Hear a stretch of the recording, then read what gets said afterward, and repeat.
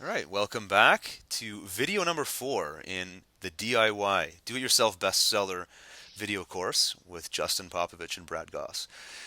Next question we want to address in video 4 here is, what is your book title?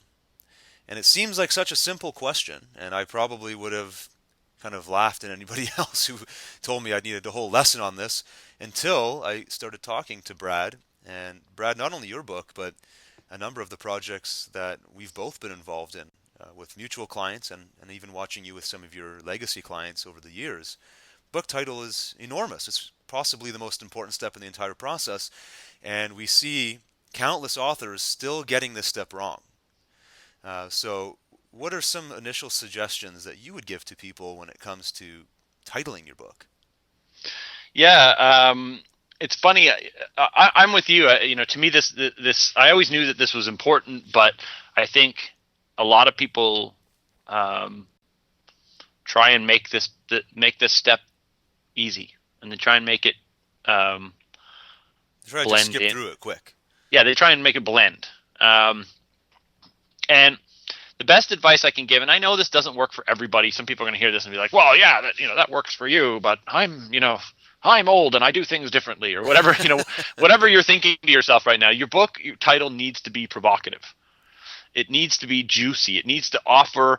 It needs to create so much curiosity. The sort of best analogy I can draw is, think of your book title as a magic trick, Mm. right? Like, I love the magic trick analogy because Because you want to know the trick. yeah, we all want to see. It's inherent, right? You walk by a magic shop, and the magician's in there, and the salesman's in there, and he's got his little tux on, and he's got some pom pom in one hand and the glass in the other hand, and he does some weird stuff, and boom, the pom pom's in the glass, and you're like, oh my god, how did he do that? Right. Well, you have to buy the trick to find it. Well, you know what? A lot of people just buy the trick just so they can find out how he did it, because he won't show you. He'll show you after you pay for the trick. He'll show you how to use it. And then you're let Um, down. Yes. Often you are, yes. Oh, there was a trick. Well, of course there was a trick. That's why you bought it, to find out what it was. It wasn't actually magic. Sorry. But your book title needs to be that magic trick. It needs to create that air of magic, And I think about some of the best book titles. I mean, you and I both read 4 Hour Workweek, and most people have heard of that book before. Now It's it's a an brand. interesting. Yeah, it's a brand. There's a 4 Hour brand now, and I own the 4 Hour Body, and we all want life to be easier, and we all want things. We all want shortcuts and Secret sauce. yeah, we all want to weigh in, Yeah. right? That's easy and fast, and doesn't require me to do all the work all the other chumps are doing, right? And that's why that book sells well, because we all know we're not going to end up working 4 hours a week, and even the author doesn't work a 4 hour work week. I can guarantee it. Um, it's a mindset shift, and it promotes a radical lifestyle change that gives the buyer of that book says to themselves, if I can get halfway here, I'll be happy. If I can get three Yeah. quarters of the way to this, I'll be happy. It's so ridiculous that you have to drill down more, right? Yeah. And Well, and I don't people know are picking it anybody. up because they want to look inside. Is there an answer on page 3, or what? How is he doing this? Exactly. And so, yeah, you want to create that kind of, a title that is 101 blah, or how to blah, blah, blah, is boring. It just is, right? Like, That's true. I'm sorry, but it's just boring, right? Um, if Imagine you were writing a book about style for men, right? I'm just gonna let's just have a discussion about a book right now, right? Let's say you're writing a book about style for men, and you want that book to sell, right? If you write a book called A Man's Guide to Looking Good or something like that, it's going to be really hard to get noticed. Right. But Book make your neighbor's wife jealous. yeah, exactly.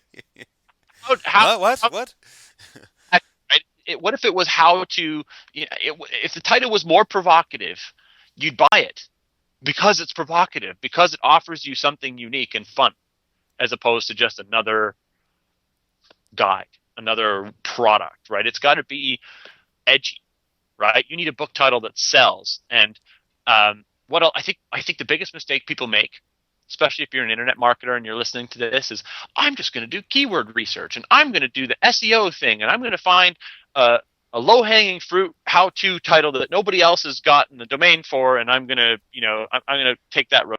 That is the worst road you're ever going to take in your entire life. Don't even think about that for a second. Keyword research is not important when it comes to your book title. It's just not. And I know a lot of SEO people are going to be barking at me for saying this, but it's just the truth. Your book title should be so awesome that it becomes a search term. Yeah, Uh, exactly.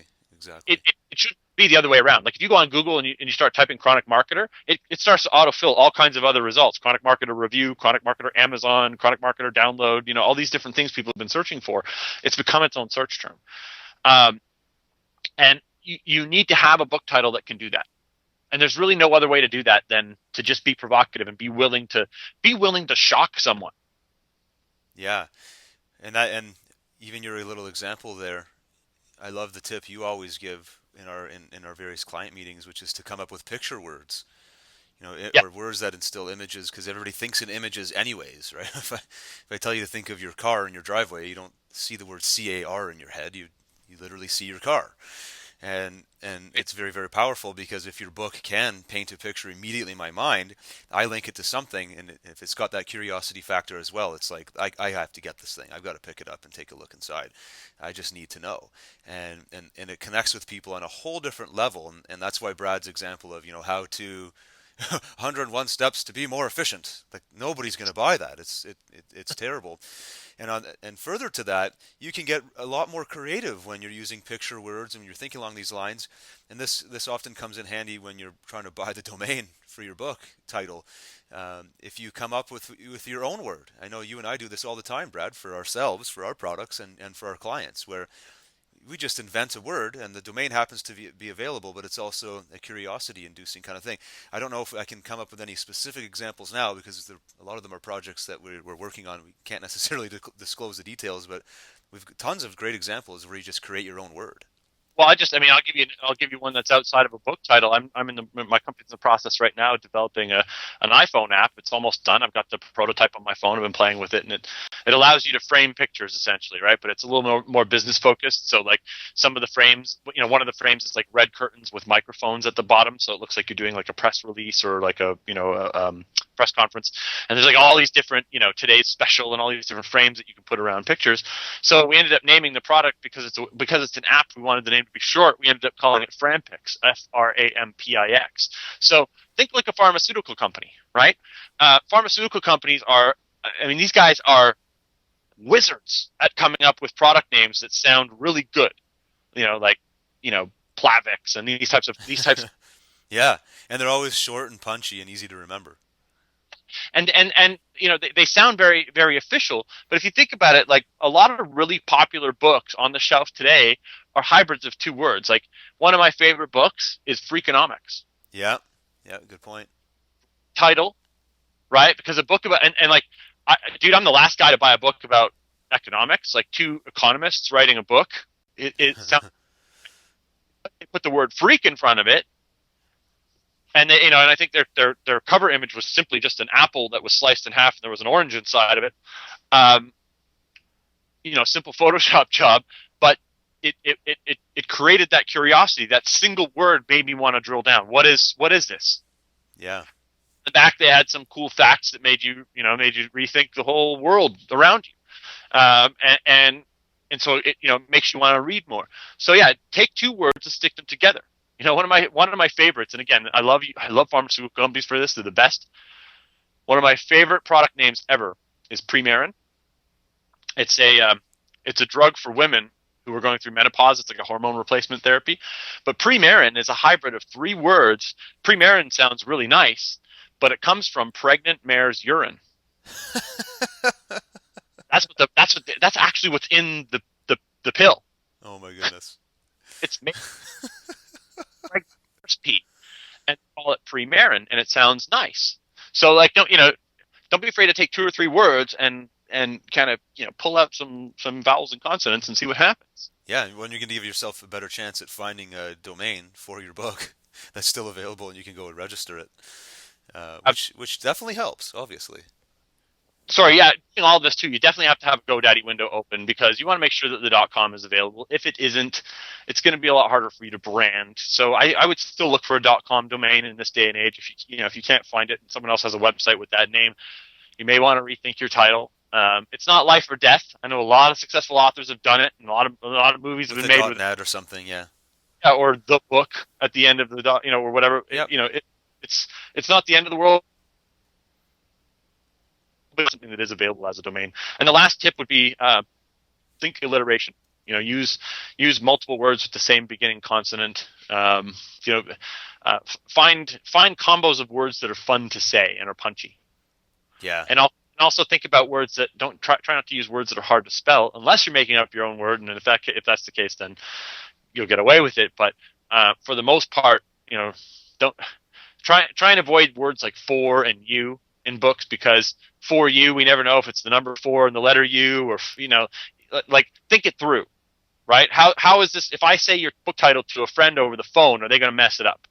And if so, how will they mess it up? Right. Great point.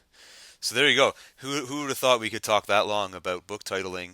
But when you think about it, it's the first thing, it's the first impression, and it's that little magic trick that Brad talked about in the beginning that could be the difference between a handful of sales and bestseller status. So take everything we said in this lesson very seriously and start brainstorming all the different ideas, different picture words, and everything else we've recommended, and start searching for domains to see if you come up with that perfect book title for you. And watch for my new book, How to Make Your Neighbor's Wife Jealous. Yeah, coming out next month.